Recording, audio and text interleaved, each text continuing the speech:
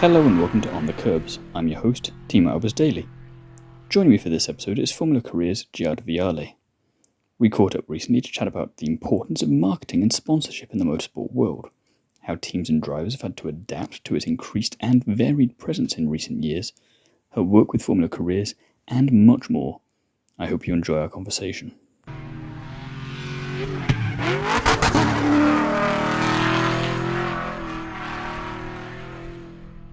Hi Giada, thank you very much for being here today. First of all, how are you? I'm good. How are you? I'm good as well, thank you. First question I like to ask everyone I talk to on here. It's the cliche question, but it's the important one. It always intrigues me. What did first get you interested in motorsport?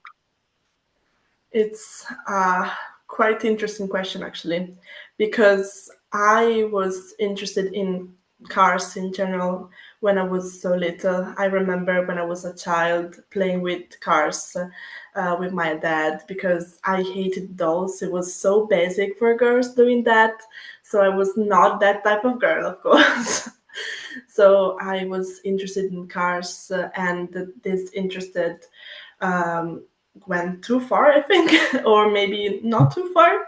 Not far enough So yet. not far enough. Yeah, we can do better, I think. But in general, I started watching video on YouTube about engines, about rally racing, motorsport in general. And during COVID, so not that far actually, I was so bored that I was changing all the channels in TV because there was nothing to do, and there was an F1 there, an F1 race there. And I said, wow, that's nice. I like it. So I started watching it every Sunday, starting getting interested in the motorsport in general, but specifically in Formula One. So in that period, there was also Drive to Survive. I know that it's quite, I don't know if you like it or not, because I think some people like it and some people hate it. But I think it was good, at least for me, to get involved more with the drivers and their personality and in general for Formula Ones. I think in terms of marketing, it was a good idea. I think it's gotten less good the further in we've gotten with the seasons, and it caters to a specific sort of fan base. I think the more you know, the worse it might be sometimes because you spot things, but it helps draw people and it helps get new fans. So I can see the value in that and opens it up and makes it accessible and it helped with you to come Mm. here as well. Do you remember which Grand Prix was on that first got your attention, or is it too Actually, many now? I don't remember at all. I have a good memory for a lot of things, but to But remember not like that. the date and things in general, no, I don't remember anything. But it was fun. I think it was like it was not as a street circuit. I know for sure Hmm.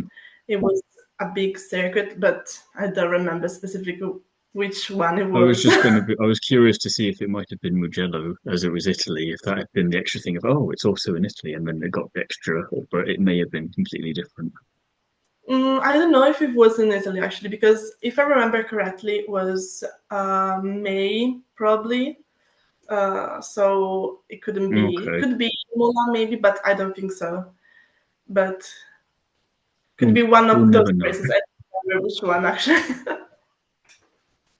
So we're talking about the marketing side of things as well with Drive to Survive, and that's obviously something that you're quite interested in. So why did you want to get involved in that particular side of motorsport? Well, another thing that I was sure when I was little, it was that I wanted to be a marketer in general. uh, yeah, Very I was. sure child. Yes, I know it was crazy. I was like, yeah, I want to be a marketer. Yeah, I like it because my mom is a manager. So I think she guided me into this field probably. And I knew I wanted to be a marketer. And as I grew up, I decided that I wanted to be a marketing in F1 in general and motorsports because those are my two passions. And I love how marketing helps the sport grow, as we've seen with Drive to Survive, for example. And in general, social media management is essential especially in Formula One, as many fans love to see the background story of drivers, the back scenes of the Grand Prix. I think it's pretty cool. There used to be a case of there was a very limited amount of behind the scenes access, and now you can pretty much get almost any kind of access that you want depending on what it is you're after, and it caters to all sorts of fans really nicely in that way. I mean, you say about Drive to Survive that obviously markets to a very general and broad audience, but it's a good way to get in. But then if you want something a bit different, documentary wise around, you look at the recent Netflix special they did on Kimi Antonelli, and that was again very differently done, and that was much more my thing, for example. But again, it Yes, really deep dives into one story and does it that way. And again, it's nice that you can pick and choose, whereas before you kind of were like, here's Rush, and that's all you're getting for in terms of motorsport film behind the scenes anything. And now we've got all of this choice, and it's quite interesting to see how that's developed because, like you say, social media marketing, it's always been vital. I mean, you look back in the 80s and 90s, all the sponsorship on the cars, it was always mhm, there, but it seems exactly. especially critical now. And I'm curious, do you think it plays too much of a role in the lives of the drivers and the teams, or do you think it's necessary for it to be this prevalent? Okay, this is a tough question, I think, because many Sorry. people have different type of answer. But in my opinion, let's say that there are two perspectives. So the first one is that marketing is essential, especially with sponsorship, because as we are talking about a series on Netflix, now the F1 Academy series has been released some Hmm. days ago, and it shows exactly how sponsors are important, because some drivers have no the funds to race, and sponsorship is their only chance to get seen and to have their ability to be shown off to everyone. So I think sponsorship, so marketing this in this level, I think is quite important. But on the other hand, there are some people, and sometimes I agree with, that thinks that it's not like the old days. Yeah, it's not like racing, but still, in the 80s, in the 90s, we can see the Marlboro sponsor on the McLaren or other cars in general. So marketing has always been part of this big race competition, let's say. But now it's more like everyone needs to be seen, and sometimes it's not that good. For example, drivers now are afraid to speak because they get fined, and this is also because of social media, social rules, and in the past it was not like that.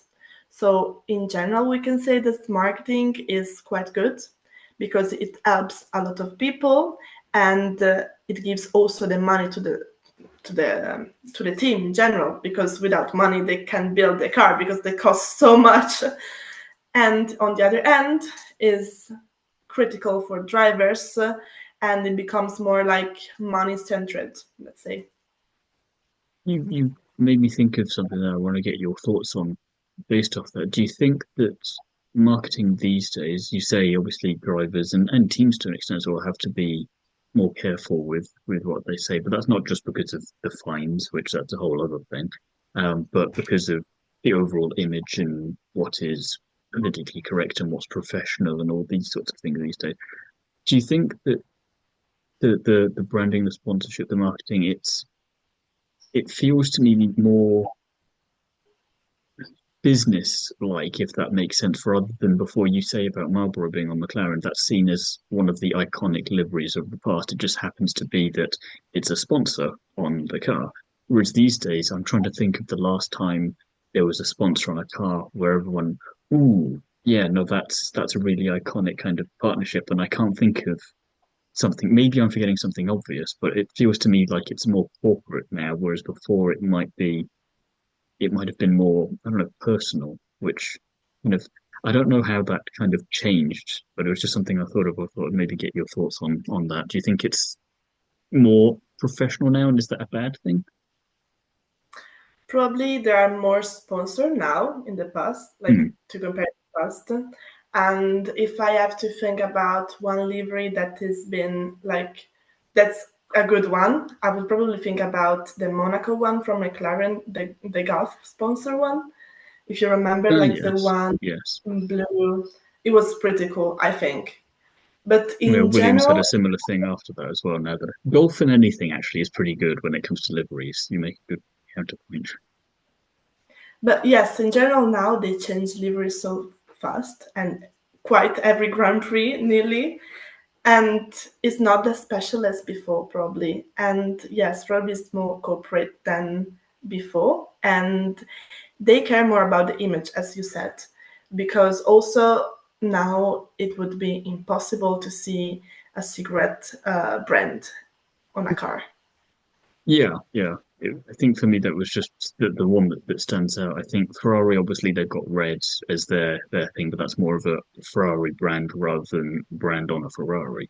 And Red Bull obviously have their never changing livery pretty much, but that's adjacent to what we're talking about, I think. But yeah, aside from golf, everything else seems to be kind of it's only there for one race, or it's only there for a few races, and the title partners that you have for the rest of it, they don't seem to have the same kind of iconic look to them. It feels like it seems just more business-like, which is odd because personal branding is obviously much more prevalent these days, especially for the drivers, but the teams as well. It feels like they tend to be more personal because they want to engage with the fans more. And McLaren have done a good job of that in a few different ways, but I don't know if this is one of those ways that they've done well.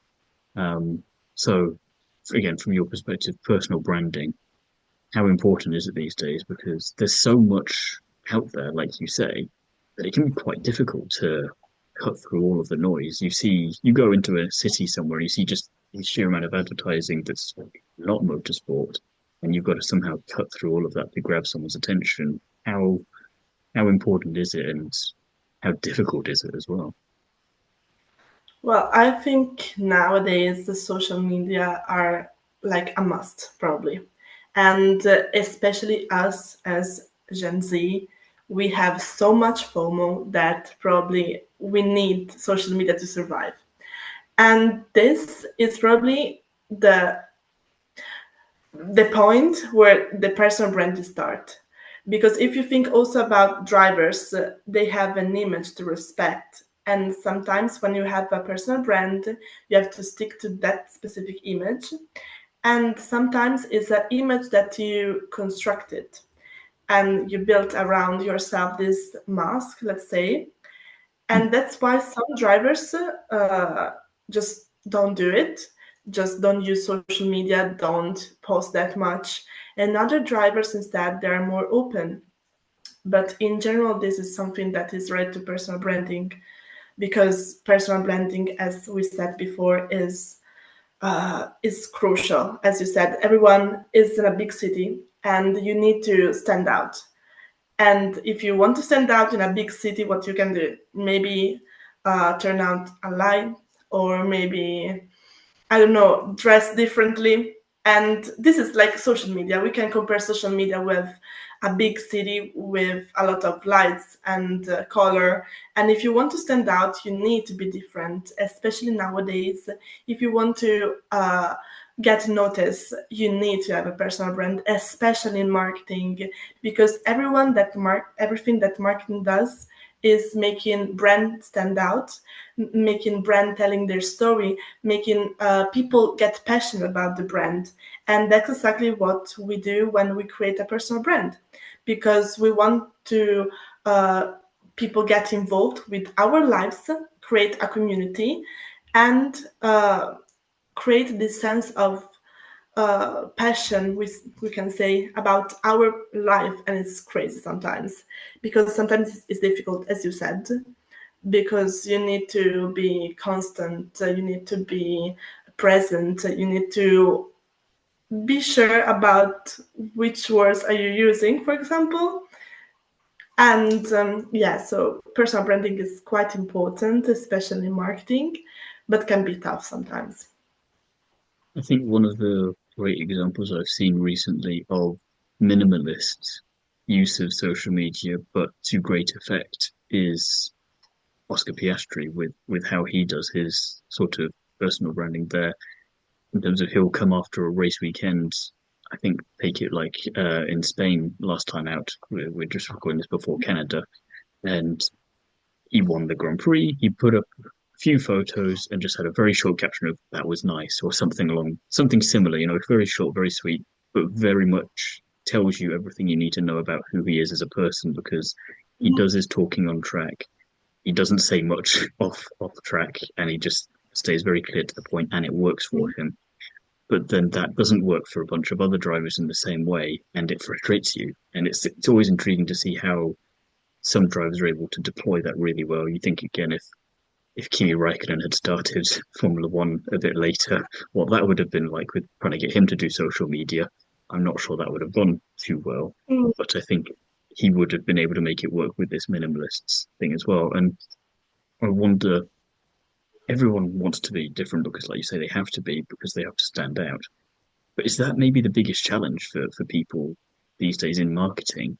Or do you think there's something more difficult challenge wise for them to overcome? Because it's it's what I think it's one thing you can be yourself and you can be authentic, or you can create an image of yourself, but you've still got to get everyone to buy into that. And sometimes it just doesn't work. Yes, I think standing out in these days is quite difficult actually, especially because if we compare our lives with those of our parents or our grandparents, for example, is totally a mess. Like nowadays, everyone is has a degree, has a master, has a lot of skills. Back in the days, there were a few people that had a degree. I think it was easier for our parents to just get a job because they didn't have so much competition. So nowadays, if you want to stand out, if you want to get a job, actually, I don't know about your country, but in mine, if you want to get a job, you have to be the greatest with the grade. You have to have a degree, but not just a 3 years degree, because here in Italy we have a 3 years degree or 5 year degree. So you have to get the 5 year degrees, and maybe you have to get a master, maybe a PhD, and maybe just when you're 30 you can get a job. So definitely standing out is one of the biggest challenge today. But another one that I probably would say is AI, because Mm. also AI is quite a big challenge. It helps us a lot because I use ChatGPT for everything, maybe also for doing dinner. But it is also capable of doing marketing stuff. Maybe not as a professional marketer, but it gives pretty good idea. And this is something that I would be scared, and I'm scared because many people will be replaced by machines. So we need to stand out. Yeah, it's interconnected basically. I think one of the good things about delaying at least the AI replacement for us is that I think it was last season in Formula E, Mahindra, they unveiled one of their new employees as an AI to help create content during a race weekend, and it got an incredible amount of backlash in terms of why did you not hire someone who's perfectly good for this role, because they made it an AI woman as well, and it did not go down well with anyone because they thought there's so many women already trying to get into motorsport in these sorts of roles behind the scenes. There's so many people who would want this job, even if it wasn't specifically aimed at women, and they quickly backtracked and decided to take that away. And I'm not sure if they then actually hired a real person or not for that, but it showed that it's like you say, it can come up with good ideas, but it can't replace people fully yet. And even if it can, it's not going to be as straightforward as companies might like it to be. But definitely a challenge. And one of the things I noticed over in IndyCar as well, if we're talking about the personal branding a little bit as well, a lot of the drivers, and I think IndyCar itself had an initiative where they went to the fans of particular teams, particular drivers, and got them they trained them in how to to do marketing, to do social media, and then they already had Mhm. the passion for X driver, X team. They partnered them up with each other, and you got an easier way of creating some niche content, finding someone that could get to know the driver well. The driver likes them. You create this nice bit of content with it, keeps everyone happy, and it's this nice happy medium where the drivers can get as involved as they want to. But it's kind of if you're more Oscar Piastri or Kimi Räikkönen, you don't have to have that pressure to be on top of it all because there's someone who wants to be there, has the passion for it, has the ideas, and you like them as well. And I think that's something as well these days. The team aspect of it is more noticeable, I think, and I think that helps with taking the challenge off because it's yeah, it's less it's personal branding, but with a secondary person, if that makes sense. Mhm. Yeah, I think sometimes, especially when you're famous, your personal brand is no longer yours, but it's Hmm. more managed by other people.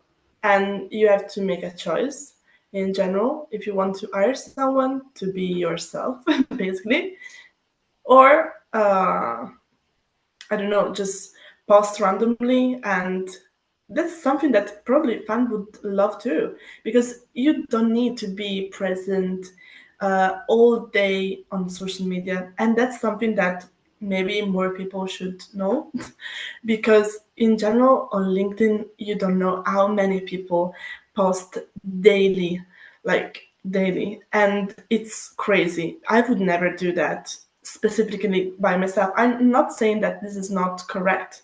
I'm just saying that it's not something that I would do. And this is something also related to what you want to communicate and how much time and effort you want to put in your personal brand. So, for example, as you said, Oscar Piastri posted once a week, probably after the race, or posted more. I don't know, but in general, he posts something very random. And then there is, for example, Lando Norris. He posts so much, but he's still managing his own page. But there are also some people that manage the page for him sometimes. So in general, depends how much do you want to put yourself in and what do you want to show in general people.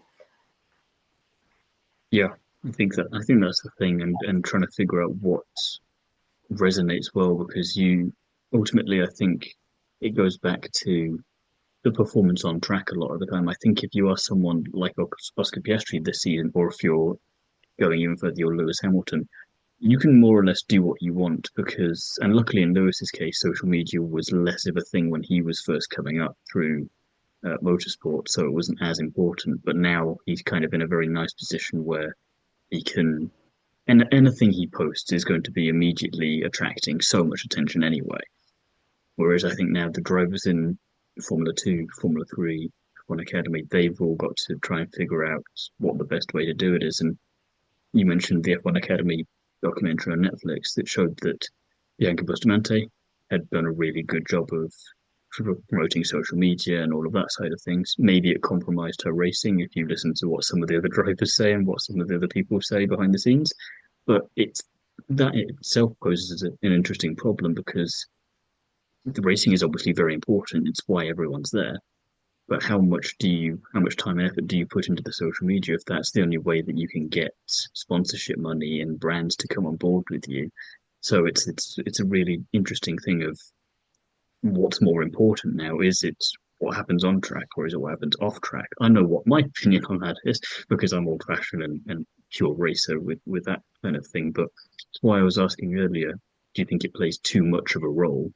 Because does it threaten to give us drivers in motorsport that, when it comes to racing, maybe don't deserve to be there as much as other drivers do? And how do we balance that out? So that's got to be tricky. Yeah. I'm not asking you to solve it, but Well, I think, as you said, social media plays a crucial role, and Bianca Bustamante, I think, is a perfect example, actually. Um, and you can see, actually, when I was in Singapore, when I went to Singapore GP last year, I saw also the F1 Academy race. And you can see how many people know Bianca Bustamante respect to all the other drivers. And this shows exactly what you said. So she did an amazing job with social media.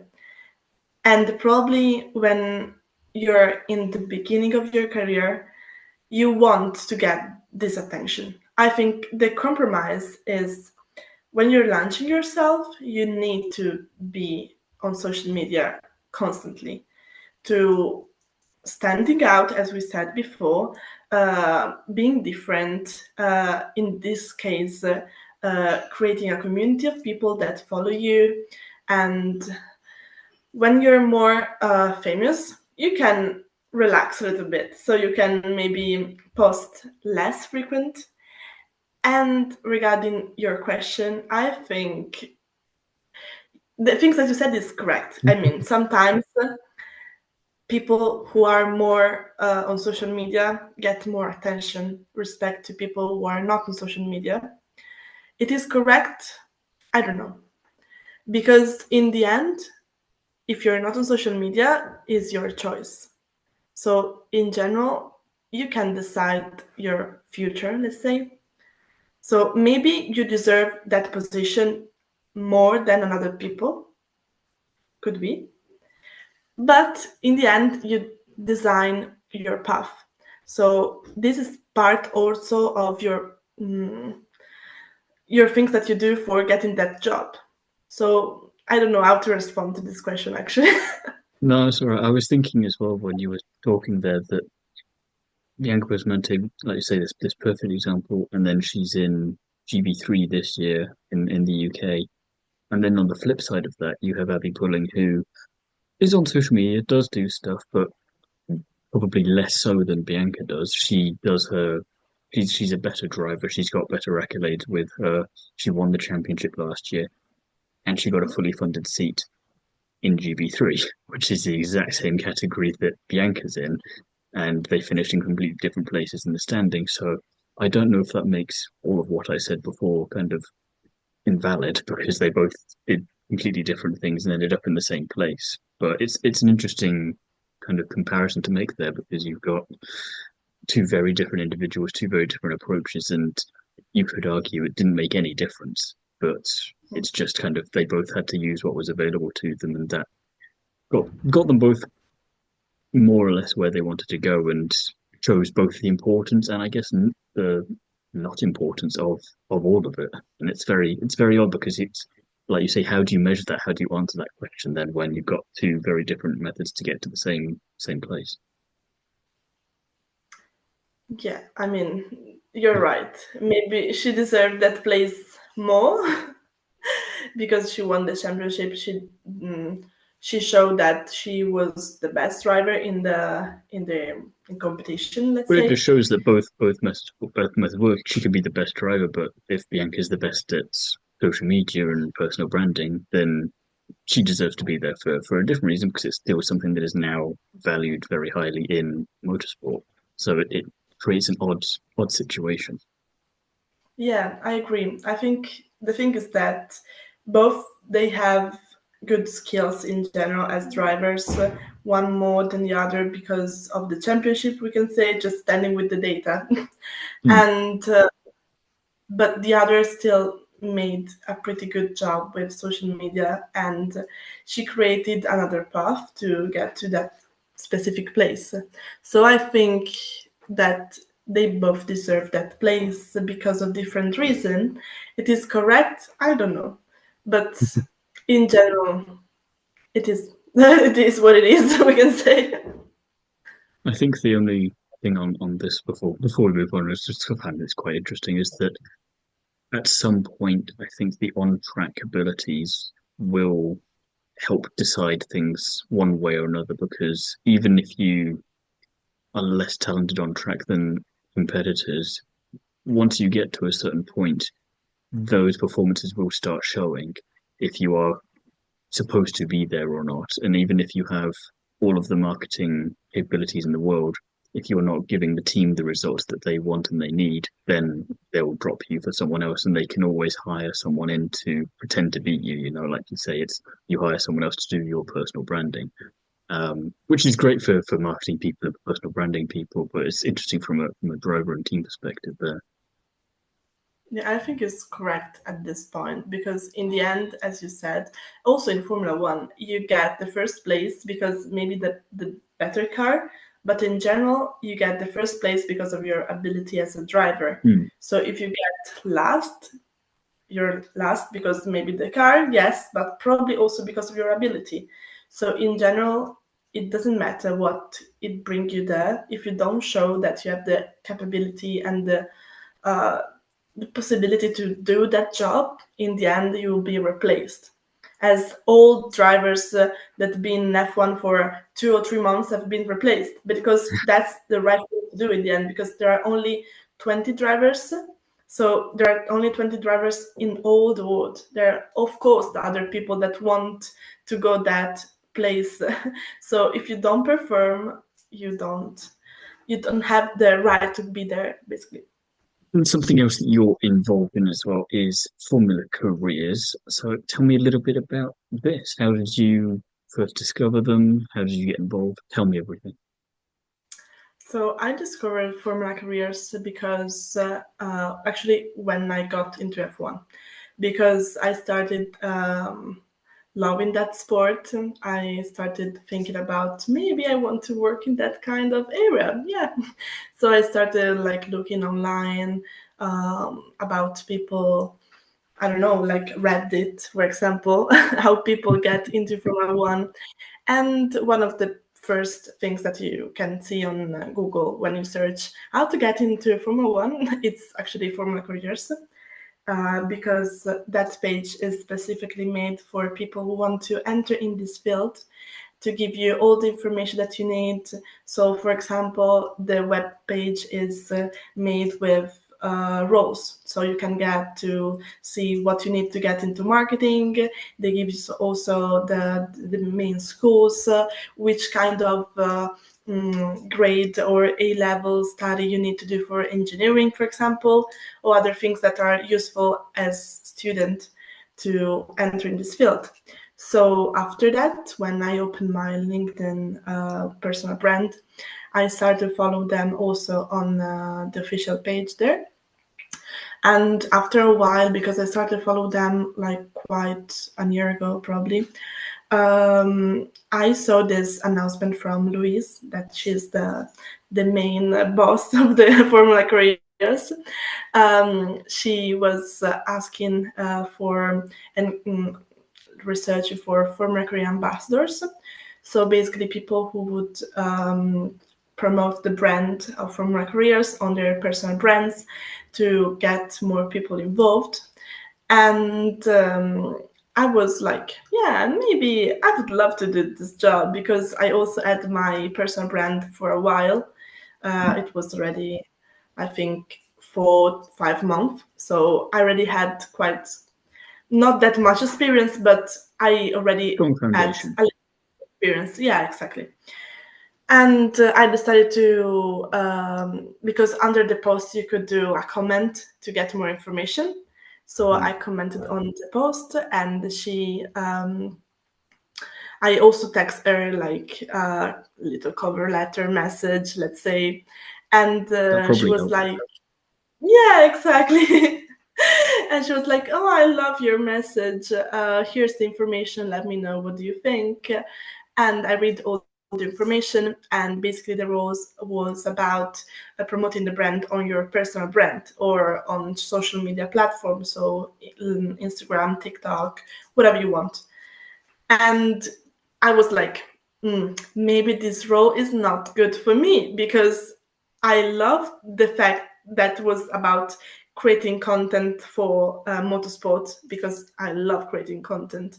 But my target audience on my personal brand is about self growth, personal branding, marketing, but is not related to motorsport at all. Mm.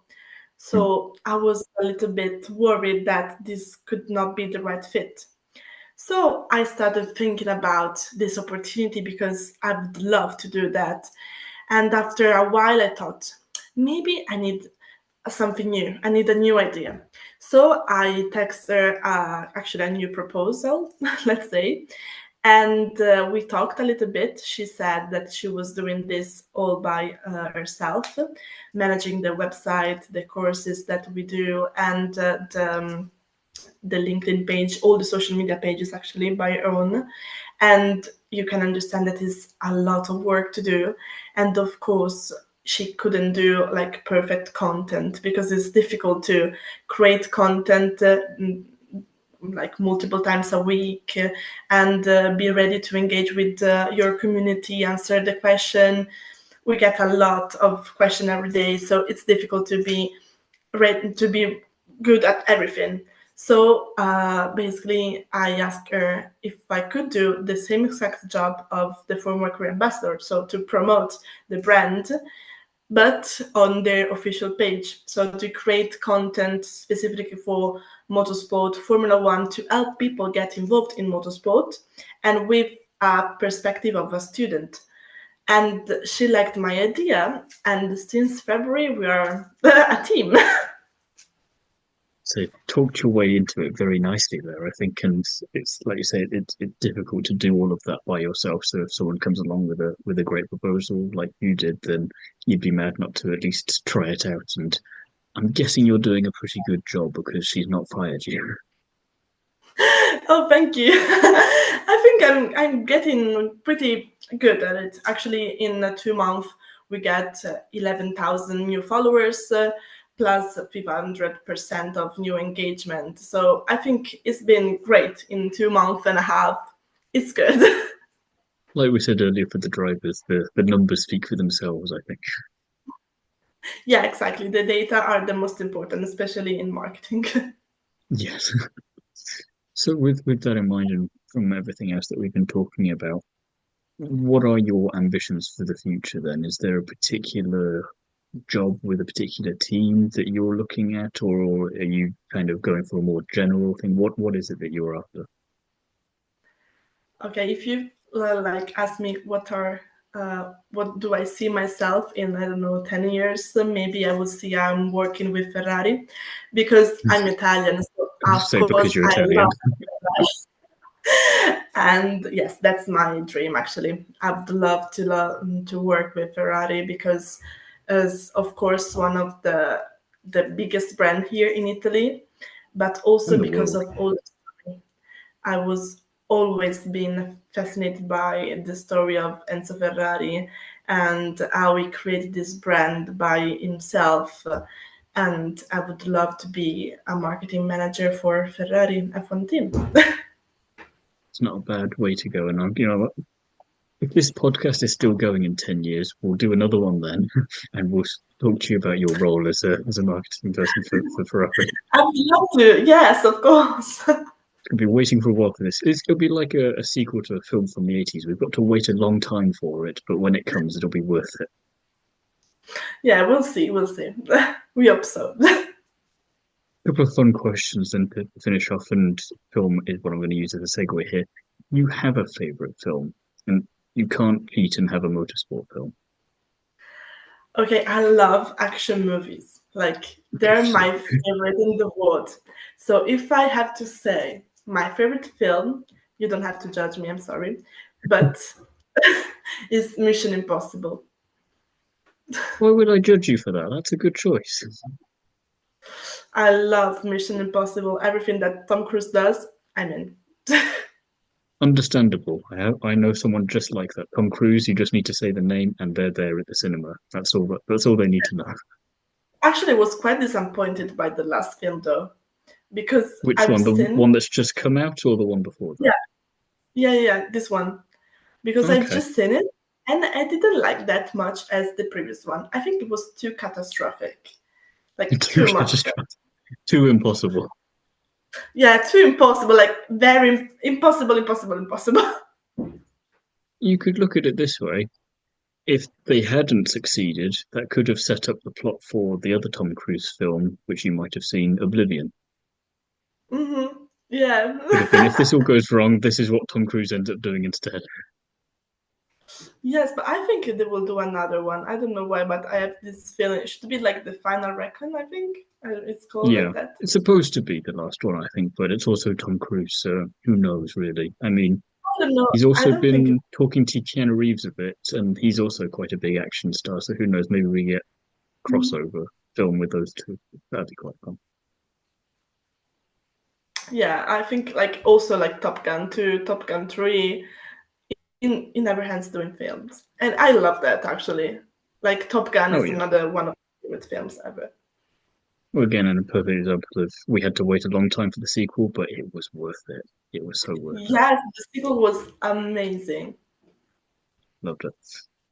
I suspect I may know one of the answers for my next question then, if you're quite a big Tom Cruise fan. But if you could have dinner with any three people from history, who would you choose and why?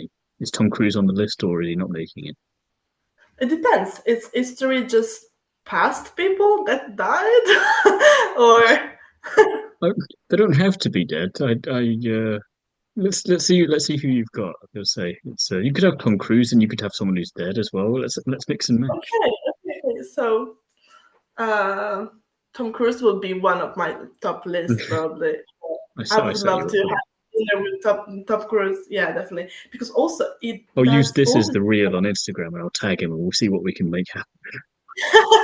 yes, please, Tom, invite me a dinner. Even better, I will make a dinner for you, Tom Cruise, please.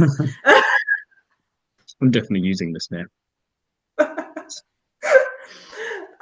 But yes, it does every stunt by himself. It's so crazy. I would love to have like a dinner just to explain how it does all the things that probably now I will be broken. Like every bone in my body will be broken. I, I know we're already getting distracted again before we get to your other two people, but I saw recently that when they were filming the sixth film and he has that whole helicopter chase with Henry Cavill's character, they weren't allowed originally to let him fly the helicopter, so they just went to a different country where the rules were a little bit more relaxed so that he could be the one to fly it himself. That's how dedicated and insane he is. Yeah, I think he is insane, but it's amazing at the same time. Because also, I don't know if you've seen one of his three or maybe three films ago, I think, about Mission Impossible. He broke his ankle while doing a Yes, stunt. jumping off the And he building. still finished the scene because he wanted to. So, Yeah, he's maybe too dedicated sometimes. yes, sometimes, but I think it's the constant, the constant consistency that we need. Yeah, definitely. So Tom Cruise, anyway, he's coming to dinner. Who else are you inviting? Okay, so they have to being able to talk to each other because this is another question important. I feel like everyone always talks to each other at a dinner party, unless you're deliberately getting people that hate each other and you're just being mean to them and you're just kind of plotting. Because I have some names, but there are some of those are Italian, so it would be difficult Okay, to you can communicate. explain. I'll be intrigued. Okay, this is where it gets interesting. Go So on. if I have to choose one person that is not related to motorsport at all, Hmm. I would choose Carla Fracci. She was a dancer, like a very good ballerina. I was a Okay. dancer too, like until 2 years ago. I was love ballet, so I think I would love to have a dinner with her because once I did a lesson with her, like maybe 2 years before she died. Okay, So well, so you met her. yes, I was so happy that day, and I would love to have a conversation about how that career path would be if I choose that. So yes. This is gonna be quite an interesting dinner party, actually. It's okay. This is telling. I think Tom Cruise would be up for that as well. So okay, that's two. Who's completing it then? Who's the last person? Okay, so this is a tough one because I don't know. Um, This is already one of the most interesting answers to this question I've gotten so far. So whoever you say at this point, it probably won't bring it down. I don't know. I need to be classic to this one. And since I love Ferrari, I will say Enzo Ferrari. I say Tom Cruise, Enzo Ferrari, and what did you say? And Carla Carla Fracci. Calafranchy. Yeah, that's. I could safely say if you'd asked me to predict what your answers would be, I would not have guessed. I'd have maybe got Enzo Ferrari. I wouldn't have got the other two. That's quite interesting. Yes, it was That's a random, dinner party. but Are you cooking for all three of them, or just for Tom Cruise, or is that a separate dinner? Tom Cruise will make the dinner. Yeah. But for all three, you're going somewhere. You're doing something else. I got you. Yeah. Do you like lasagna, Tom? Because I make amazing lasagna. If Tom can't make it, I'll make it. I love a bit of lasagna. I'm coming for that instead. Oh, on that note, perfect. I can't think of anywhere better to finish this interview. So I want to say thank you again very much for your time, and I wish you the best of luck with everything that you do for the rest of this year and beyond. And I can't wait for the sequel interview in 10 years when you're working for Ferrari. Thank you so much for having me. It was a pleasure and so much fun. Actually, answering this question was super fun, especially the one of three people to have to dinner. So it was super cool. Thank you very much.